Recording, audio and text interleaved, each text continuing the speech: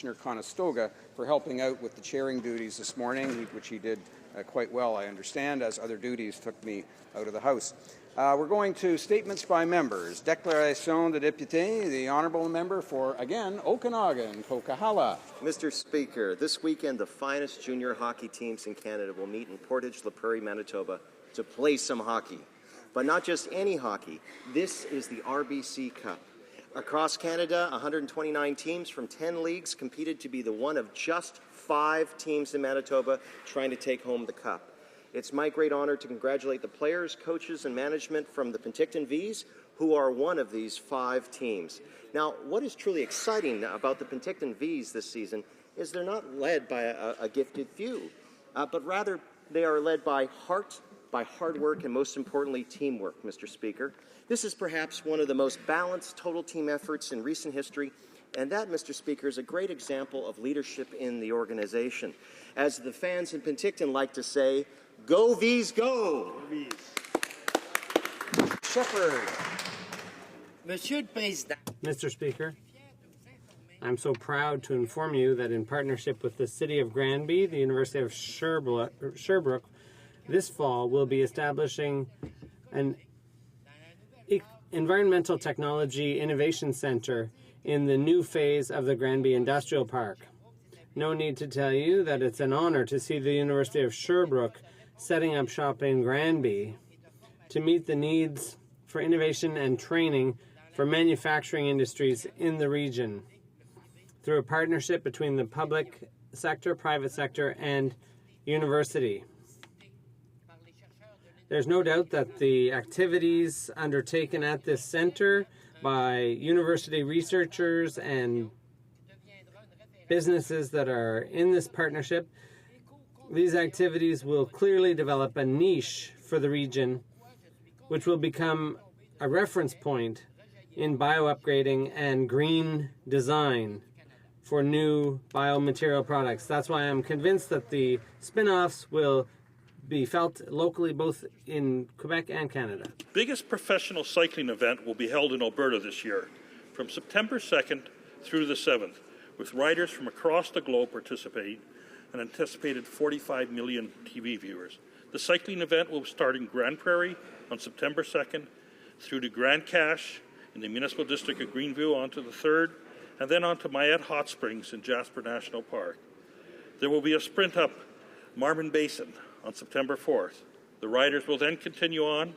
September 5th, world-class cyclists will continue on to Edson, then to Spruce Grove on the 6th, ending in Edmonton on the 7th. I encourage all Canadians to cheer on the participants by attending this world-class cycling event in beautiful Alberta.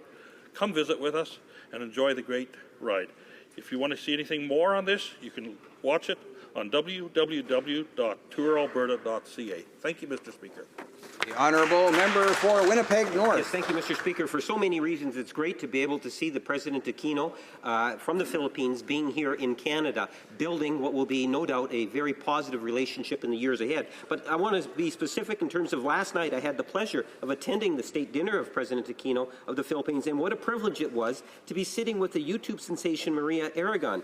She is a talented young lady with an amazing voice. Maria was famously discovered by Lady Gaga. Her video has views in excess of 55 million people. She has sung in front of the Princess of Kate and Prince William, and in 2011, she was the most searched term in Canada.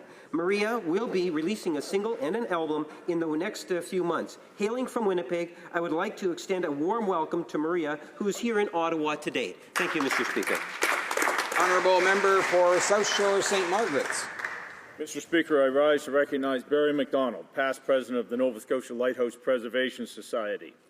Barry's tireless work in lighthouse preservation has been instrumental in protecting historic lighthouses across Nova Scotia and across the country, safeguarding them for future generations. He also provided his expertise during the drafting of the 2008 Heritage Lighthouse Protection Act, an important piece of legislation that created a process for designating and preserving historically significant lighthouses across Canada. Most recently, Barry and Society members have been champions of the Sambro Island Lighthouse, the oldest lighthouse in the Americas. Since 1759, the Sambro Island Light has guided countless people to safety, away from the dangerous rocks and shoals that surround the island, onward to Chebucto Head and into Halifax Harbour. Because of Barry and the support of the Nova Scotia Lighthouse Preservation Society, I am certain that the light will continue to be part of our history. Thank you, Barry, for all of your service and your dedication to lighthouse preservation across Canada. Député de Laurier-Sainte-Marie. Mr. Speaker, today we celebrate World Red Cross Red Crescent Day and recognize the critical work of the International Red Cross and Red Crescent movement. The movement, the largest humanitarian network in the world, is dedicated to preventing and alleviating human suffering in warfare and in emergencies such as epidemics, floods, and earthquakes. Cette journée mondiale. This World Red Cross Red Crescent Day marks the 50th year of their 7 fundamental principles for action. Those principles, humanity, impartiality, neutrality, independence, voluntary service, unity, and universality, form the basis for the movement's decisions and actions throughout the whole world. Today we recognize the dedication of the International Red Cross and Red Crescent movement and their national societies, including the Canadian Red Cross, of course. Bravo pour votre travail pour protéger. Congratulations on your work protecting the lives and dignity of those in danger. York Centre. Yesterday, Philippine President Benigno Aquino III arrived in Canada. I, along with some of my parliamentary colleagues, as well as scores of members of the Filipino community, were on hand to give him a warm Canadian welcome. Canada is home to one of the largest Philippine diaspora communities in the world. In fact, there are some 800,000 that currently call Canada home. Many arrive here under the Caregivers Program. Once here, in addition to working long hours, many take courses to upgrade their skills. They come to Canada to be part of our Canadian family, and what a contribution they are making to make Canada a better country for all. Speaker, I am proud to say that York Centre is home to one of the largest Filipino communities in the country. Each year we celebrate Philippine Independence Day in Earl Bales Park, where tens of thousands attend. In late August, the entire Bathurst-Wilson area closed to traffic, where over 100,000 people attend the festival, Taste of Manila. It is my great pleasure to welcome President Aquino to Canada. I know he will feel right at home in our great Canadian family. Mabuhay. Honourable Member for Kitchener-Waterloo. Mr. Speaker, I rise today to recognize the Honourable Walter McLean, the 2014 Citizen of the Year for Kitchener-Waterloo. This prestigious award, presented by the Lions Club, acknowledges the contributions of outstanding leaders in our community. Walter was the Member of Parliament for Waterloo for 14 years and was at the forefront of Canada's stand against apartheid. Since leaving office, Walter has continued to advance civil society and international development issues and continues to make a deep and lasting impact, both at home and abroad. For our community, he is a wonderful example of the value and the honour of public service, which is why the Citizen of the Year award is so well deserved. Walter, thank you for making a difference. The Honourable Member for Saint-Jean. Mr. Speaker, 70 years ago today, Nazi Germany surrendered, forever putting an end to the wild ride of Nazi ideology. For my grandmother, Antoinette, who was widowed during the German occupation, with a 1-year-old and a 3-year-old in tow, it was the end of a long ordeal and the dawn of hopeful times. For the Algerian community, it's a time to remember that on May 8, 1945, the French army massacred thousands of people thirsting for freedom and independence in Sétif. May 8th is a time to remember our duty to combat all ideologies that claim one category of human beings is superior to another, or one group of religious believers is better than another. This May 8th, 2015, let's remember and remain vigilant. The Honourable Member for Saskatoon, Rosetown, Bigger. Mr. Speaker, the Liberal leader has introduced a plan that would raise taxes on the middle class. The Liberal leader admits there is a $2 billion hole in that plan. He also admitted that he will have to raise taxes on people earning less than $60,000 a year by cancelling their expanded tax-free savings accounts. Economists have noted that his proposed tax increases will not raise the money necessary to fund his expensive schemes. His numbers just don't add up. The only way to make the numbers work will be higher taxes on the middle class by taking away tax-free savings accounts and income splitting for seniors. Canadians know that while the Liberals will raise taxes on the middle class, on this side of the House, we will protect middle-class incomes. Député de Lorraine. The honourable member for Laurentides-Labelle. Thank you, Mr. Speaker. As we celebrate the 70th anniversary of the end of World War II and the fall of Nazism, we have to think of the generation who sacrificed themselves to save humanity from the worst scourge in history. The Laurentides area supplied a major contingent of volunteers like the 5 Belair brothers in Nominang and the 3 Chapelot brothers in Prévost. Some of them were too young, but they left and headed for the front lines at the age of 17 anyway. They pulled off some remarkable feats. Men like Jacques Viget from Nominang in the Royal 22nd Regiment and André Rousseau from Minerve in the Royal Navy. With the courage they showed in combat, the same courage allowed them to rebuild their lives and become model citizens in their communities. No one has given so much and asked for so little in return. We are fortunate these 2 young men are still among us. In fact, they're here today. They're visiting the spot where the decision in 1939 was made, which changed their lives. Senator. Mr. Speaker, our government created our family tax cut and universal child care benefit to ensure that every Canadian family with children will have more money in their pockets. Canadian families have been benefiting from our universal child care benefit since 2006. Now, the Liberals want to take it away. No. Mr. Speaker, instead of a family tax cut, the leader of the Liberal Party wants to introduce a family tax hike. He wants high taxes and huge deficits. Mr. Speaker, this does not help the middle class or people with low incomes. Our plan benefits 100% of families with children, and I call on the opposition to abandon their high tax schemes and support our plan for families. Hear, hear. The honourable member for Mount Royal.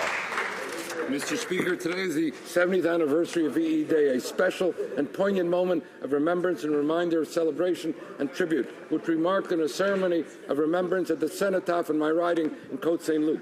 We remember those who made the ultimate sacrifice so that we may live in freedom and peace. We are reminded of the values that they sought to protect and preserve and that underpin our freedom and democracy today. I recalled the words of my father on my 5th birthday, that VE Day, as he put it. The VE Day marked the end of 2 wars, the Nazi war against the Allies and the Nazi war against the Jews. We celebrated Canada's role in the liberation of the Netherlands in the presence of the Dutch Consul General, and we paid tribute to the veterans amongst us. My riding is privileged to have one of the largest percentage of veterans in the country, and when they returned from the horrors of the war, they rebuilt their lives as they rebuilt our communities. Indeed, my riding, like so many across Canada, is full of facilities and institutions built by veterans. Thanks to them, we can look to the future with hope. May the values that inspired them inspire us all. Thank you, Mr. Speaker.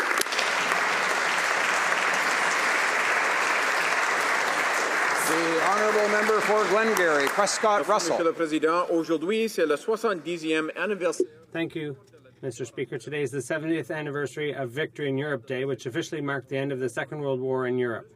More than 1 million courageous servicemen and women left their homes, their families, and their friends to serve Canada during the Second World War. Tragically, more than 45,000 would never return, and a further 55,000 were wounded. Despite its small population of some 11 million people at that time, Canada punched well above its weight and became a significant military power by the end of the Second World War, and we emerged as a key player on the world stage. The important sacrifices made to defeat evil will have a permanent place in our history. VE Day reminds us that freedom comes at great cost. It has never been free. As we mark Victory in Europe Day today, and every day hereafter, we will remember those who gave so much. Thank you, Mr. Speaker. The honourable member for Thunder Bay, Rainy River. The Conservatives' economic record is nothing short of shameful, Mr. Speaker. 20,000 jobs lost just this month at a time when 250,000 more Canadians are unemployed than before the recession of 2008. Another 1,000 jobs cuts in the auto sector just announced on top of the 400,000 good manufacturing jobs that have already been lost under this government. Youth unemployment that is double the national average, while the Conservatives leave $30 million sitting on the table unspent instead of helping young people find jobs. Job quality is at a record low, while far too many Canadian families rely on precarious, insecure jobs to make ends meet.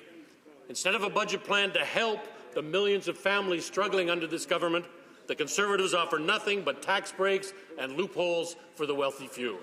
New Democrats have proposed practical steps that will help fix the damage done by this Prime Minister and create good jobs and opportunities for Canadian families. And together we'll build an economy that works for Canadians when Canadians elect a new Democratic government this October. The honourable member for Medicine Hat. Mr. Speaker, our government is cutting taxes for hard-working, middle-class Canadians with our family tax cut and the universal child care benefit. Our low tax plan for families is working, and we're making sure 100% of families with kids will benefit with almost $2,000 back in their pockets. The Liberal leader confirmed that he will take this all away and introduce a high tax plan for middle-class families. My God. We know this because there is a $2 billion hole in his plan, and the only way that he can find money is to raise taxes on Canadians. Mr. Speaker, Canadians know that, unlike the Liberals, we keep our promises and are the only party Canadians can trust to lower their taxes. Thank you, Mr. Speaker. Questions oral questions. The honourable member for Burnaby. Mr. Speaker, the Globe and Mail confirms that the PMO was directly involved in falsifying the audit report on Conservative Senator Mike Duffy's spending. According to the RCMP, close colleagues of the Prime Minister did everything they could to avoid a number of problems for Mike Duffy and his senator colleagues. Can the Prime Minister tell us who in his office intervened in order to alter the audit report on Mike Duffy's fraudulent spending? The Honourable Parliamentary Secretary. Thank you, Mr. Speaker. I've answered this question many times already. The matter is before the court, so it would be inappropriate to comment. But at the same time, as I said yesterday, there are many NDP members who have used the resources of this House in contravention of the rules. Member for Louis Saint-Laurent used $31,888 to support an illegal office in Montreal and is refusing to repay the taxpayers of her riding. We'll find out when you're guilty. I hope that she'll do the right thing and repay taxpayers that $31,000. Oh, you guys are in trouble. For Burnaby, New Westminster. Well, more evasions and more refusals to answer, but the RCMP has found some answers, though.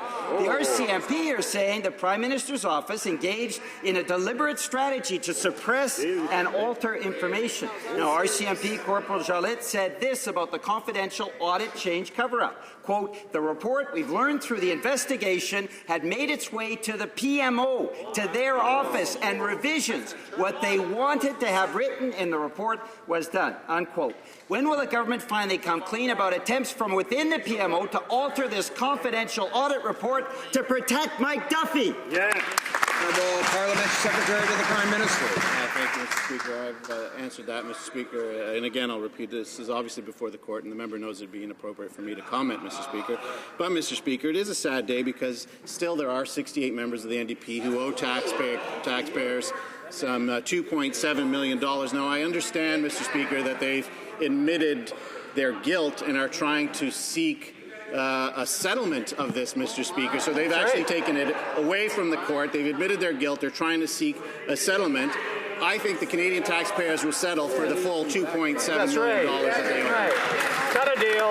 For Burnaby, New Westminster. So the Prime Minister's office is implicated in a cover-up of serious criminal behavior, and we get buffoonery instead of answers. Now, that didn't work for President Nixon, Mr. Speaker. It won't work well for the Prime Minister either. Now, the RCMP also said, quote, throughout our investigation, we've learned that the PMO has had a lot of communication with the diverse senators who were involved in these committees.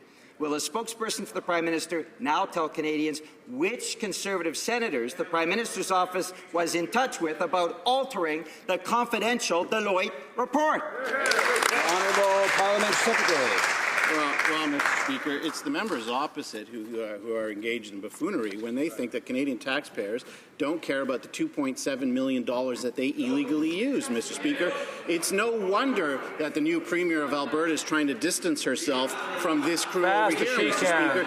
It's a shame because they came to Ottawa, they said that they would be different, Mr. Speaker. They said that they would be different when they were elected. But, Mr. Speaker, they're no different than the Liberal Party, Mr. Speaker. They're the same group of people using illegally the taxpayers' money, refusing to pay it back, Mr. Speaker. I hope they will finally do the right thing and repay the millions of dollars that they owe the Canadian taxpayer. The honourable member for Gatineau. These non-answers by this member, it's all about the Prime Minister. Mr. Speaker, this is a political scandal that points directly to the Prime Minister's office. Canadians have the right to know why the Prime Minister's office was so determined to protect Conservative Senator Mike Duffy from severe, or rather serious, fraud accusations. Why did the PMO get involved with the Senate affairs, even going so far as to alter a confidential report? Was the Prime Minister aware that his office was falsifying the Deloitte audit? The Honourable Parliamentary Secretary. Thank you, Mr. Speaker. This matter is before the court, so it would be inappropriate to comment. But, Mr. Speaker, as I have already said, there are 68 members of the NDP who, unfortunately, going against the rules of this House, who use taxpayers' money to fund an illegal office in Montreal, Mr. Speaker. In fact, the member for Beauport-Limoilou used over $31,000 to fund this illegal office in Montreal. Member of Parliament will do the right thing and pay back the millions of dollars that you all owe the taxpayer. Here, here. Député de Gatineau. Honourable member for Gatineau. To say those accusations outside so we could sue him. Le 7 février 2000. On February 7, 2013, the Prime Minister's Chief of Staff wrote to his colleagues, and I quote, "The purpose is to put Mike in a different bucket and to prevent him from going squirrely on a bunch of weekend panel shows." That's what the Prime Minister's office was looking after in order to protect Senator Duffy.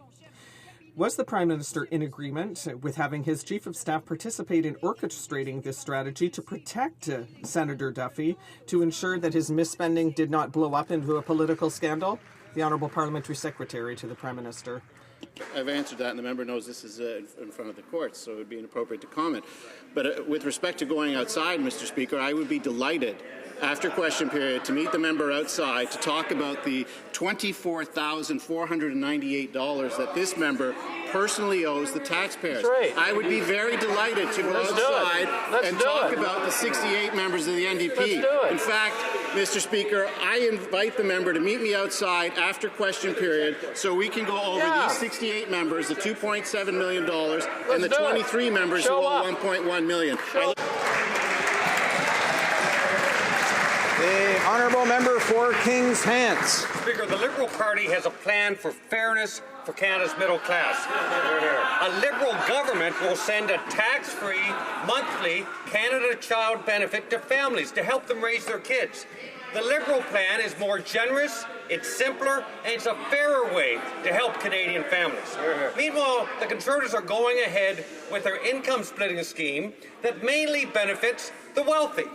Why are the Conservatives prioritizing tax breaks for the wealthy instead of helping middle-class families who are struggling? The Honourable Minister of Employment and Social Development. The member should have read the Financial Post today. If he had, he would have seen, and I quote, almost 1 in 5 Canadians have maximized the contribution room in their tax-free savings accounts, according to documents from the Canada Revenue Agency obtained by the Financial Post. It's not just the high-income Canadians who appear to have maxed out their tax-free savings accounts, which offers a lifetime exemption from taxes on investment gains. Right across the income spectrum, significant percentages of Canadians appear poised to benefit from the increase in contribution limits.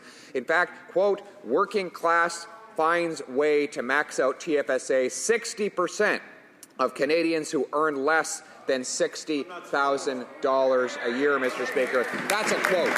The honourable member for Kings Hants. Speaker, it shows how out of touch the Conservatives are with the challenges facing middle-income families, that they think at the end of the year that a working middle-income family actually has an extra $20,000 kicking around to put into a TFSA. Mr. Speaker, the Conservatives are also out of touch in terms of their priorities. They're spending $100,000 per ad during the NHL playoffs. That could create 30 summer jobs for young Canadians. At the same time, the Conservatives are holding back funding for important programs that could actually help create jobs for young Canadians. When will this government get their priorities straight? And when will they start caring more for struggling middle-class families? The Honourable Minister of Employment and Social Development. Mr. Speaker, the Liberals don't think people earning $60,000 a year are middle class. The Liberals think people who earn $60,000 are too rich and therefore should pay higher taxes. My data comes right from the Canada Revenue Agency publication. It was just in the Financial Post today. It shows that 2/3 of people who max out their tax-free savings accounts earn less than $60,000 a year. Maybe some of them had a loved one passed away and had a small inheritance. Maybe seniors who've downsized their homes and want to invest the proceeds. Maybe they had a one-time pension payment. We want to ensure that those proceeds go into their tax-free savings, not into the hands of a tax-happy Liberal government. Deputy de Bourassa. Honourable Member for Bourassa. Mr. Speaker, across the country, our young people cannot find jobs. Their unemployment rate is double the national rate. In the meantime, the Conservative government does not hesitate to waste money on partisan advertising while neglecting youth employment strategies. Imagine, Mr. Speaker, it's May and there are $30 million that are waiting in this program's coffers. That's 20% of the funds that have gone unspent. Where is this Conservative government's priorities? Why don't they want to help our young people find work? Honourable Minister of Employment. Mr. Speaker, our priority is job creation by reducing taxes. But the Liberals think that it is by spending money as fast as they can that they will create jobs. The Liberals admit that they have a hole of $2 billion. Economists say that the shortfall is actually bigger than that. The only way that Liberals can fill this hole is by increasing taxes on job creators and workers. That is a major risk, and we are not going to pursue that policy. The Honourable Member for Pierrefonds-Dollard. Mr. Speaker, still no answers to our questions. We learned that Jill-Ann Joseph, who was Director of Internal Audit, found that there were far too many changes and deletions from the Senate report. What she said to police officers, and I quote, "To my mind, the report was coming very scant, and there was very little to justify refunds that had already been made." So I would like to repeat this question. Was the Prime Minister aware that his office was falsifying the Deloitte audit report? Parliamentary Secretary. This is before the courts, and the member knows that it would be inappropriate for me to comment on that, Mr. Speaker. But what is not before the courts right now, Mr. Speaker, because the NDP have, I understand, admitted guilt and are trying to create a settlement, Mr. Speaker, is the fact that this particular member personally owes the taxpayers close to $30,000 for an illegal office in Montreal. Of course, they broke the rules of the House, Mr. Speaker. It is a very troubling pattern that is emerging, a pattern of abuse from the NDP, whether it's robocalls, whether it's these illegal offices, inappropriate mailings, illegal union donations, Mr. Speaker. I hope they'll start to do the right thing and repay tax. Member for Pierrefonds-Dollard. Mr. Speaker, what is troubling is that the Conservatives refuse to tell Canadians if the PMO was implicated in falsifying the report on Mike Duffy's spending. That is troubling. Corporal Jolette said that the PMO had many communications with the senators involved in the Senate committees, which coincidentally were studying the content of the Deloitte report on the spending of 3 senators. Can the Prime Minister confirm that his office was implicated in falsifying the Deloitte audit? The Honourable Parliamentary Secretary. Again, Mr. Speaker, I've just answered that question. But again, Mr. Speaker, it is sad when the NDP come to the House. They came as a party. They said that they would be different, Mr. Speaker. And, of course, Ottawa has really changed them, Mr. Speaker. They've actually outdone the Liberals. Now, mind you, Mr. Speaker, the Liberals still owe $40 million. The NDP are catching up. They're catching up very quickly. Trying their hardest. But it's more of their members who are personally responsible to the taxpayers. 68 of them for $2.7 million. Right. Another 23 of them for $1.1 million, Mr. Speaker. That's a lot of money. Canadians worked very hard for it, and I hope they'll do the right thing and repay that money. Here, here. The honourable member for Timmins, James Bay. Mr. Speaker, well, let's go through some facts here. What the RCMP have found, that the Office of the Prime Minister of Canada secretly engaged in an elaborate strategy to cover up potential fraud and breach of trust and manipulate the findings of the audit of Mike Duffy. And yet the Prime Minister continues to duck and hide. Canadians deserve answers. So will the Prime Minister at least admit what the RCMP have already made clear, that it was his office that organized the cover-up, that it was his key senators who manipulated the audit, and that it was his chief of staff who cut the $90,000 check to keep Mike Duffy quiet? Simple question. Very good. Honourable Parliament Secretary to the Prime Minister. Again, Mr. Speaker, that's before the court, so it'd be inappropriate to answer. But let me quote a justice who reviewed our boundaries. Quote: "The advice of those at the public hearings, combined with the inappropriate involvement of at least two members of Parliament, both NDP, persuaded the Commission to conclude that the status quo, with a few minor changes, was needed." Mr. Speaker, that's about the member of Parliament for Timmins, James Bay, who just asked this question. Now, he voted against his constituents on a number of occasions, so he was worried that he wouldn't be elected again. So he tried to gerrymander his riding to get rid of those people, Mr. Speaker. And he gets up and asks a question about ethics when he broke the biggest rule of all: don't interfere with the court process. The honourable member for Timmins, James Bay. Wow, that the Prime Minister of Canada has to hide behind that man and those pitiful evasions. That's pretty sad, Mr. Speaker, because we're talking about whether or not the Prime Minister of Canada misled this House and Canadians. He assured Canadians that that audit report was completely independent. That's right. And that has been proven false by the RCMPs. It was his key advisors who told Kakchuk to whitewash issues of potential fraud and breach of trust. The Prime Minister needs to explain himself. Either his key advisors misled him about the cover-up, or the Prime Minister of this country has misled Canadians. Which is it? Excellent. Honourable Parliament Secretary. Mr. Speaker, what is sad is this member of Parliament interfering with one of the most important processes that happen here. A justice brings that out and highlights two members of Parliament. Everybody in this place highlights two NDP members of Parliament for trying to interfere in a very important process, Mr. Speaker. And the reason why he was trying to do that is because he broke his promise to his constituents, Mr. Speaker, time and time again. So as opposed to apologizing to his constituents, he tried to get rid of them by realigning the boundaries in his favor, Mr. Speaker. Whether it's this member, the 68 others who owe $2.7 million, they're not the same party that came here in 2011. Honourable member for Rimouski-Neigette-Témiscouata-Les-Basques. Mr. Speaker, Canada lost 20,000 jobs in April, and the regions are shedding jobs faster than we can count them.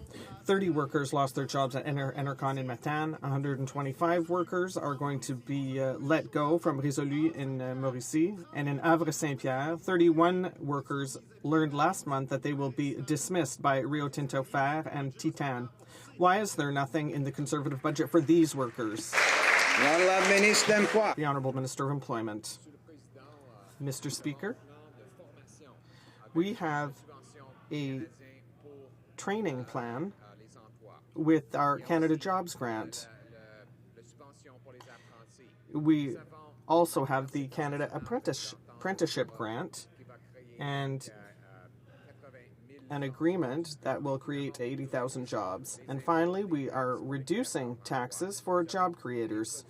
We have introduced the largest tax reduction for small and medium-sized businesses in 25 years. The NDP will vote against it, and the leader already announced that he would hike taxes, Mr. Speaker. The Honourable Member for Alfred Pellan. If there's one group for whom the situation is particularly bad, Mr. Speaker, especially in April, it is young people. The youth unemployment rate went from 0.6% to 13.6%, which is over the double the national average. Over 13,000 jobs have disappeared in a single month, and there's nothing in the Conservatives' budget to create jobs for young people. So will young people have to wait for a new government in order to fix this problem? The Honourable Minister of Employment. Mr. Speaker, we have already announced the apprenticeship grant, which will help bring young workers into specialized trades that are in demand. We also created the Canada Jobs Grant, which in partnership with employers will train young people as future employees. We also cut taxes on job creators, the small and medium-sized businesses in Canada. This is the largest tax cut in 25 years, and that is part of our budget for small businesses. The NDP is going to vote against it, and the leader of the opposition already said that he would hike taxes on small businesses. The Honourable Member for Alfred Pellant. Mr. Speaker, there are little things that the government can do to help out. And a very simple thing that the government could do would be to support women in Canada. And they could support the NDP proposal to remove the GST on feminine hygiene products. These products are not a luxury, Mr. Speaker. They are just as essential as other exempt products. Is the government prepared to put in place this very simple measure to help women across Canada?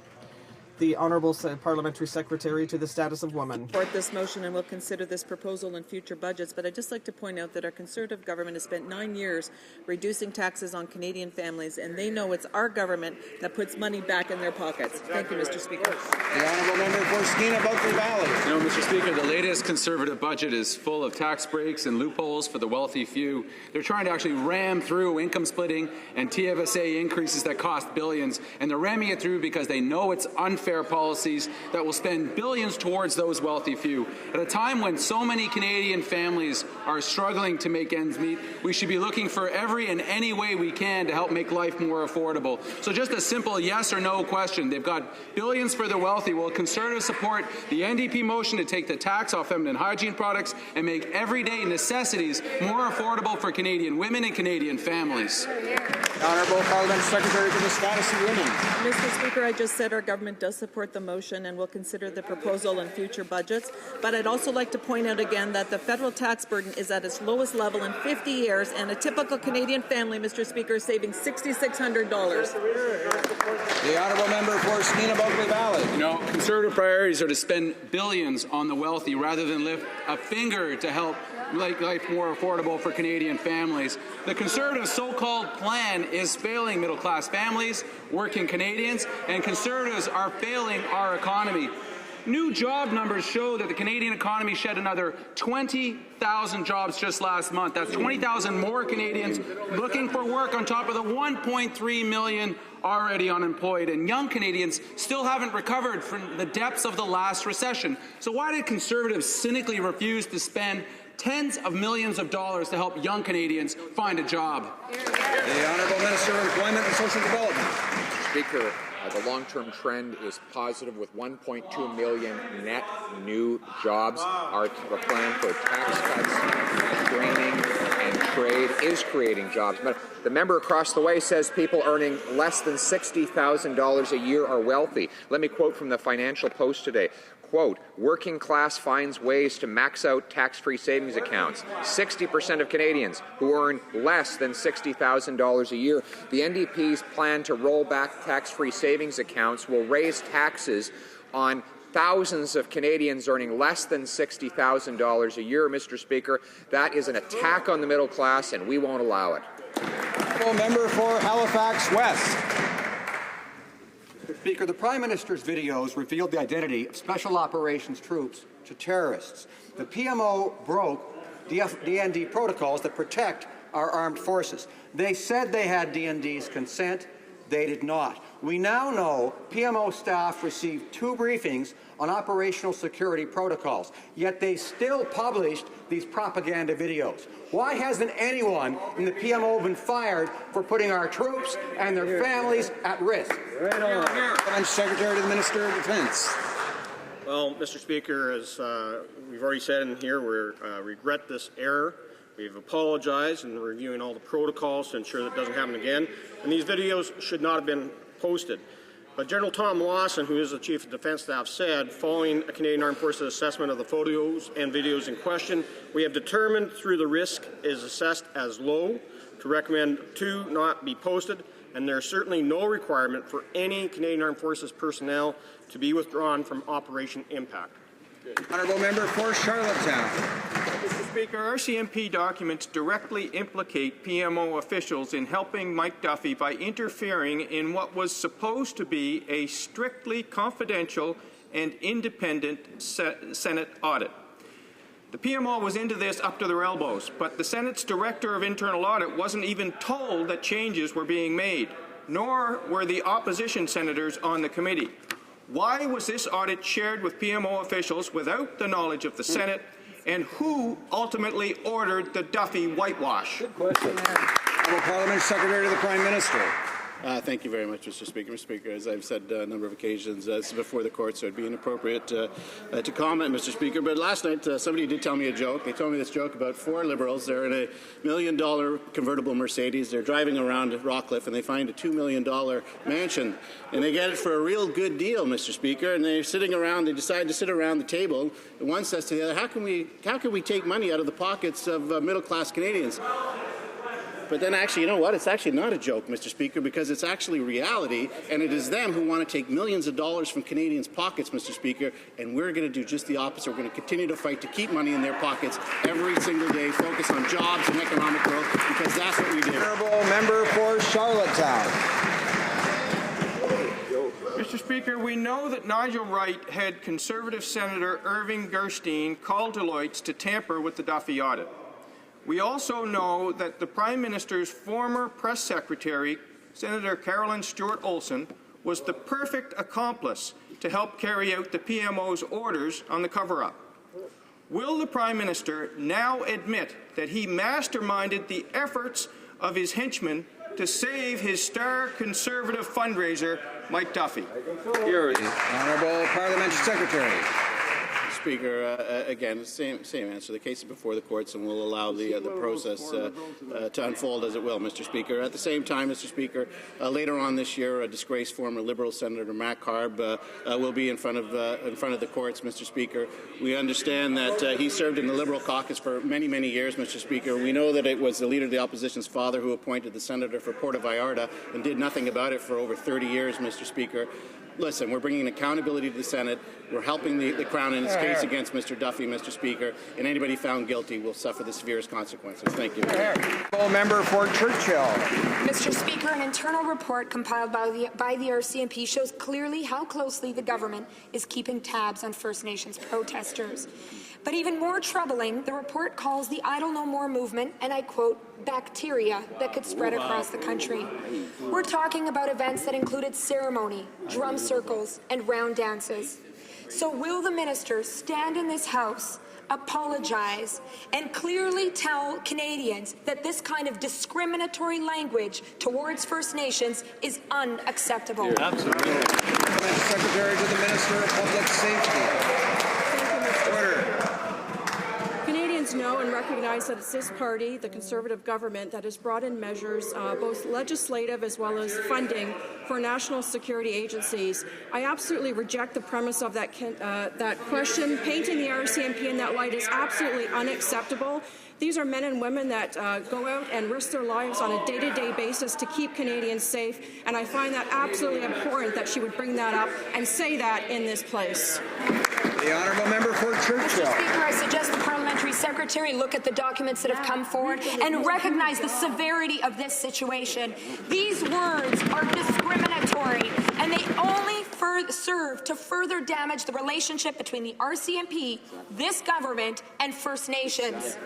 This on top of ramming through C-51, a dangerous bill that will limit Canadians' rights and freedoms and target First Nations for simply defending their rights. So the question again is, will the minister, and what will the minister do to ensure that the RCMP clears the record and treats First Nations with respect instead of hostility? Parliamentary Secretary to the Minister of Public Safety. Thank you, Mr. Speaker. Again, the misinformation about C-51 from the opposition party, the NDP, is absolutely unacceptable.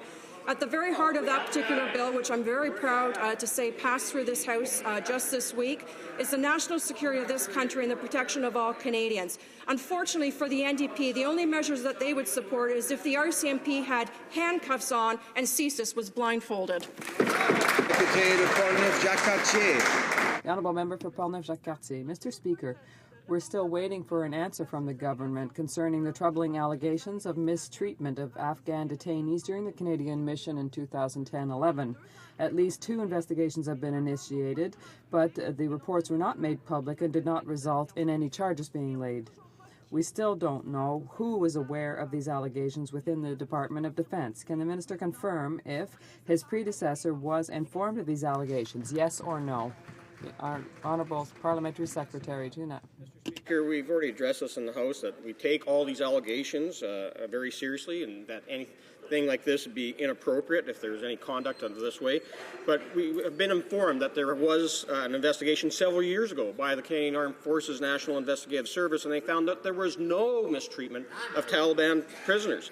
And on April 18th, after a thorough and complete, 2011, mind you, after a thorough and complete investigation, the Canadian Forces National Investigative Services concluded that the evidence did not warrant the laying of any charges. Member for St. John's East. Mr. Speaker, we're talking about serious allegations of mistreatment of prisoners here. And as well as secrecy, Mr. Speaker, we also have disinformation coming from this government.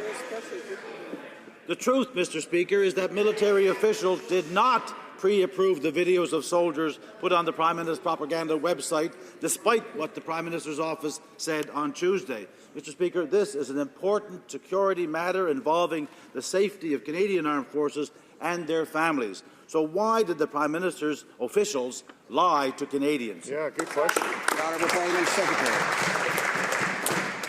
Mr. Speaker, we've apologized. These videos should never have been posted. We're reviewing all the protocols, and I can tell you that according to the CDS, the Chief of Defence Staff, that no Canadian Armed Forces personnel are at risk, and I can tell you that all of us on this side of the House are extremely proud of the men and women in uniform who are serving in Operation Impact. Honourable member for Burlington. Thank you, Mr. Speaker. The strong leadership of this Conservative government has steered Canada out of the global recession. It has created over 1.2 million new jobs that are overwhelmingly full-time, private sector, and high-wage industries. Can the Parliamentary Secretary of the Minister of Finance please tell the House what the next steps this government will take in this year's budget to create more jobs? Thank you, Mr. Speaker. Honourable Parliamentary Secretary to the Minister of Finance. Mr. Speaker, I'd like to thank the member from Burlington for that excellent question. Our government is continuing to introduce job-creating measures in Budget 2015, such as reducing the small business tax rate down to 9%, providing manufacturers with an accelerated capital cost allowance for another 10 years, supporting young entrepreneurs through Futurepreneur Canada, and introducing the new Public Transit Fund. But the Liberals and the NDP want higher taxes on the middle class. We know that would kill jobs and harm the Canadian economy. Honourable member for Rivière-des-Mille-Îles. The youth unemployment rate continues to rise. The BIA Act tells us that there will be some protection for unpaid interns in terms of health and safety. However, it doesn't guarantee any other minimal standards like against sexual harassment or a maximum number of hours of work. In Canada, there are some 300,000 interns, particularly young people. Will the minister correct the serious shortcoming in the Mammoth Bill and better protect interns? The Honourable Parliamentary Secretary. The government knows that internships can provide important workplace-based learning experiences. However, we recognize that many Canadians are concerned about the potential of abuse and lack of protections for unpaid interns. That's why, through Economic Action Plan 2015, our Conservative government will amend the Canada Labour Code to ensure that interns under federal jurisdiction, regardless of pay, receive occupational health and safety protections and are subject to basic safety standards. Member for Rivière-des-Mille-Îles. Years of pressure from the NDP and intern advocates to get any action from this government whatsoever.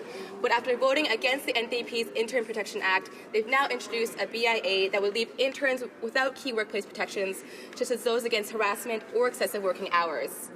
With youth unemployment twice the national average, hundreds of thousands of young Canadians are forced into unpaid internships. We can do better. Will the minister fix the government's omnibus bill to ensure real protections for Canadian interns? Honourable Parliament Secretary for the Status of Women. Speaker, I just mentioned that in our Economic Action Plan 2015, our Conservative government will amend the Canada Labour Code to ensure that interns under federal jurisdiction, regardless of pay, receive occupational health and safety protections and are subject to basic safety standards. It would be nice if the member got on board and supported this. Honourable Member for Laurier-Sainte-Marie. Mr. Speaker, the Conservatives really have something against the CBC. We know that the Prime Minister said that CBC journalists hate Conservative values. And now, that's very nice. That's very instructive to see what's happening across the way. Now it's the turn of Conservative Senator Malte to insult the Vice President of the Crown Corporation at committee. The Senator also says that he hopes, and I see people who think this is very funny, it tells the whole story, he hopes that CBC will receive no extra funding. Rather than fueling their obsessions, will the government finally support our public broadcaster? The Honourable Parliamentary Secretary to the Prime Minister.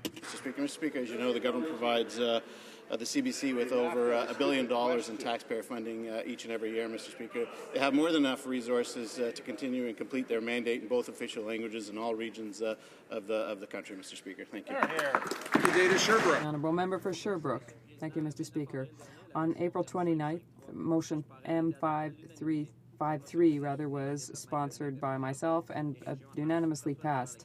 This is intended to support economic development in Canada. The House has spoken. The Minister has to act as quickly as possible to implement a mechanism for non-designated airports such as Sherbrooke to have security checks. So will the Minister quickly present, and quickly is the operative word, this new mechanism, or will she delay again in terms of taking care of economic development in my region? The Parliamentary Secretary. Mr. Speaker, our government is committed to ensuring that our air safety system and economic development are in our system. If the security checks were to be given to non-designated airports where it's not necessary, it would have to come from another source of funding. The Minister has asked her representatives to develop a mechanism that will allow non-designated airports that are low-risk airports to have security checks on a cost recovery basis. Thank you, Mr. Speaker. Shoal Lake 40 First Nations is a reserve. It's actually located on an island. It has no ferry service, Mr. Speaker. In the sense that it has no ferry service, that means that they don't have access to bottled water, they don't have access to groceries in the same manner. This government has sat back and done nothing to deal with these very important needs of the community, Mr. Speaker. My question to the minister responsible, Mr. Speaker, is what has the government been done? It has been posed, or this question has been posed on several occasions. What, Mr. Minister, have you done to resolve the state of emergency for the Lake 40 nations? The Honourable Minister of Aboriginal Affairs. Thank you, Mr. Speaker. Our immediate priority, of course, is the health and safety of the Shoal Lake residents. For the information of the member, repairs are being carried to the ferry as we speak. Our officials are in daily contact with the people to ensure that food, medicine, and good care is taken of the residents, and we will continue to cooperate with the Chief and Council of Shoal Lake. The Honourable Member for St. Paul's. This week it's Shoal Lake. Last month it was Saskatchewan, where residents were evacuated for the 4th consecutive year because of predictable flooding of the community. This government's not only underfunding emergency management, but would rather spend $750 million on partisan ads rather than invest in long-term solutions. This isn't just economic mismanagement. It impacts real people, real families, who are paying the price for these selfish choices. Why is the government stubbornly refusing to help Aboriginal communities until there are crises on the front page? The Honourable Minister of Aboriginal Affairs. I'd be tempted to say that the good news are never on the front page, Mr. Speaker, because if you look at this budget, for example, we are increasing expenditures and investment for First Nations and Aboriginals in Canada by over $500 million, $500 million. So we are going to continue to work on our shared priorities with First Nations throughout Canada, with Inuit and Métis, and continue to have them prosper along with other Canadians. Honourable Member for Vancouver Kingsway. Former BC RCMP headquarters in the heart of Vancouver is being redeveloped by the federal government. Young families, seniors, low-income earners, folks with disabilities, and many others are struggling to find affordable homes in the world's second most expensive city. Mr. Speaker, it is essential that affordable housing be part of this property's future, and the federal government must be part of the solution. Will the Conservatives address the housing crisis in Vancouver and commit to building affordable housing on this important site? Minister for Employment and Social Development. Mr. Speaker, we have a Housing First strategy which puts money directly into the construction of a new housing stock. That said, let's remember that the best way to give someone a roof over their head is to put money in their pocket. And that is exactly what we have done with the universal child care benefit. That benefit alone has lifted 41,000 children out of poverty and into the middle class. During the recession, UNICEF confirms that Canada actually lifted 180,000 children out of poverty and into the middle class, and we did that, according to UNICEF, by putting money directly in the pockets of moms and dads. Mr. Speaker, when moms and dads have more money, they do the right things, and they lift their kids up for a brighter future. Honourable Member for Rivière-du-Nord. In 2014, Ici par les Arts, an organization in my riding, requested a subsidy for the Skills Links program. After having been accepted at the regional level, the project was rejected by the Department of Employment and Social Development. We don't know why. The organization is currently in bankruptcy. People are being left in the street. And yet we've learned that the department had a $30 million leeway in its youth strategy budget that remained unused. And I asked the minister why the project was blocked, and I'm asking it again. Why was Ici par les Arts blocked? The Minister of Employment. Mr. Speaker, we are helping young people to train for jobs. For example, we put 500,000 subsidies for apprentices. That's $4,000 per person to help young people train for specialized jobs. And we understand that the NDP and the Liberals don't support the trades, but we do. And we're making this investment in youth. That's one of the reasons why Canada has created 1.2 million jobs since the recession. For Sarnia-Lambton. Thank you, Mr. Speaker. Families with children in my riding of Sarnia-Lambton are pleased with our government's plan to put more money back in their pockets. That's why we introduced the Enhanced Universal Child Care Benefit and Family Tax Cut, which benefits low and middle-income families. Can the Minister of Employment please update this House on how we can ensure all Canadian families with children benefit from our plan? The Honourable Minister of Employment and Social Development. Thank you, Mr. Speaker. And I thank the member for her great work on behalf of taxpayers and families. The family tax cut and benefits helps 100% of families with kids. The family tax cut, or income splitting, helps almost half of all families with kids under the age of 18 by allowing parents to split their income to save up to $2,000. The universal child care benefit will be raised to $2,000 per year per child under 6 and $720 a year for kids 6 through 17. There are about 200,000 families that have not yet signed up. I'd encourage members of all parties to go out this weekend and tell them they have until May 15th to get signed up under the extended deadline so that they get their lump sum payment in July. The Honourable Member for Mount Royal. Mr. Speaker, gatherings took place yesterday in Quebec and in Montreal on the occasion of the sad anniversary of the conviction of Raif Badawi to 10 years in prison and 1,000 lashes. Every time we've asked the government to immediately demand Raif's release, the government talks about clemency. But in this case, clemency is not justice. That would be his immediate release and exoneration. So in this case, Clemency, as I said, is not justice. When will the government demand the release and exoneration of Raif and his lawyer, Walid Abu Khair, without conditions and without delay? Thank you, Mr. Speaker. Mr. Speaker, we have often publicly expressed firm objections to what has happened. Canada has exerted pressure on the Raif Badawi case. We consider his punishment as a violation of human rights and as inhumane. We are continuing to make diplomatic representations with the Saudi government, and through the embassy in Riyadh, we've met with senior representatives many times, and we have also expressed our serious concerns with the Saudi government, and we will continue to do that until we see clemency granted. Thank you. For Edmonton, Leduc. Mr. Speaker, the Nunavut Land Claims Agreement was signed in 1993. It provides Inuit with significant land ownership, mineral rights, resource royalties, hunting rights, and a capital transfer of $1.14 billion. But soon after the agreement was signed, it was not implemented properly, and Nunavut Tukavik sued the government. I'd ask the Minister of the Environment to update the House on this situation. Honourable Member of the Minister of the Environment. Mr. Speaker, I'd like to thank the member from Edmonton Leduc for that great question.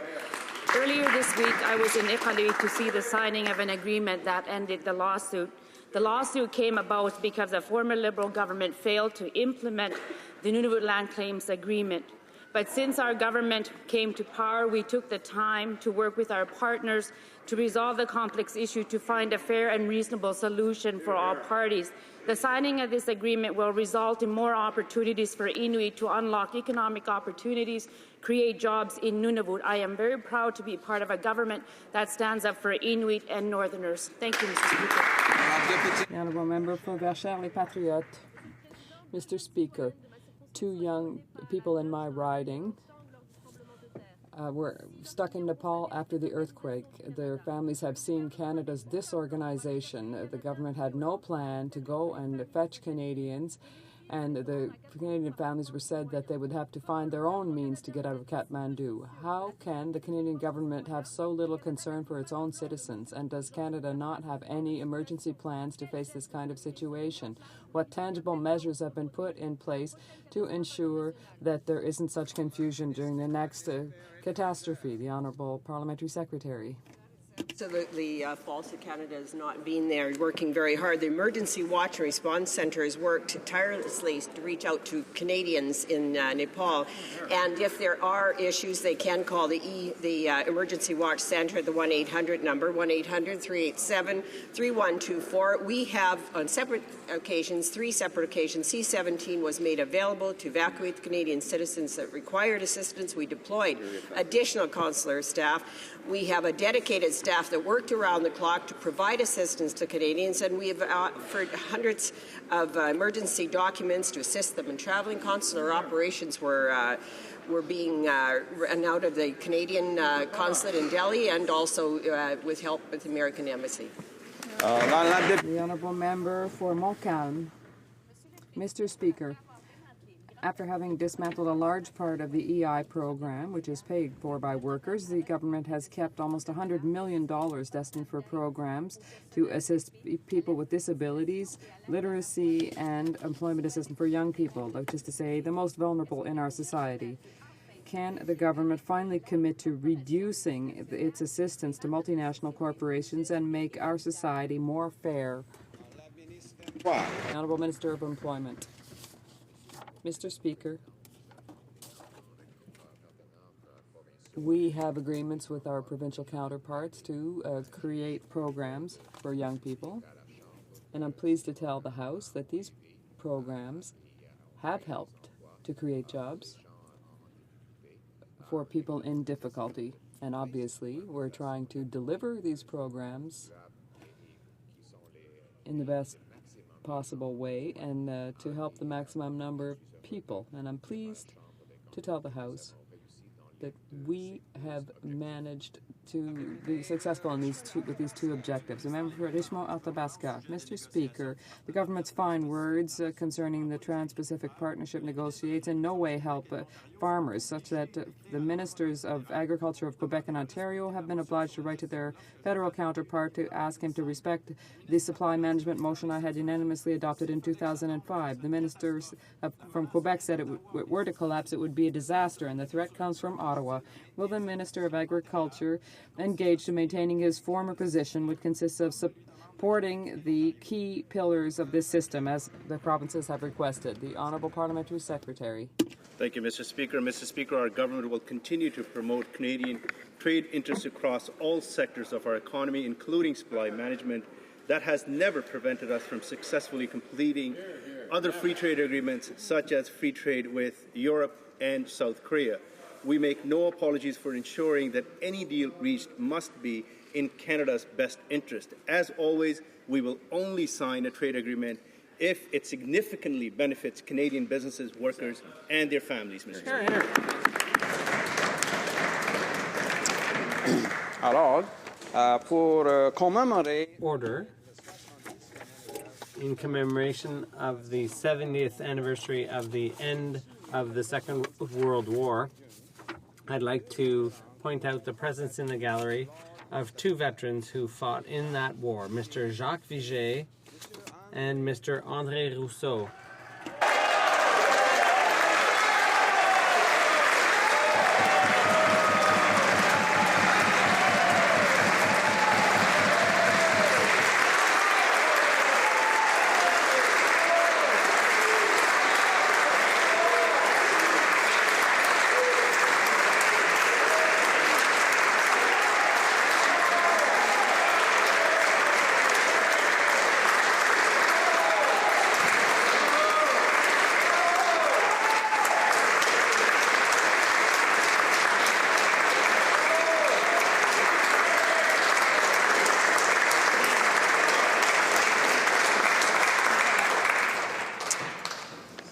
Tabling of documents.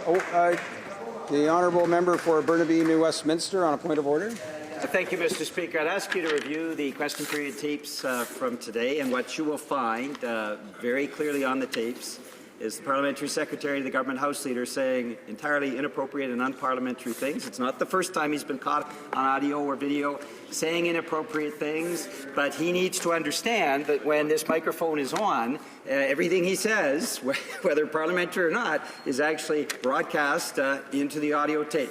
So I'd ask you to review the tapes, because the kind of insulting and degrading terms that he used today are simply unacceptable, whether you're standing in the House or whether you're sitting behind a microphone. Mr. Speaker, I'd ask you to review the tapes, and I'm sure he will stand later and apologize for those comments.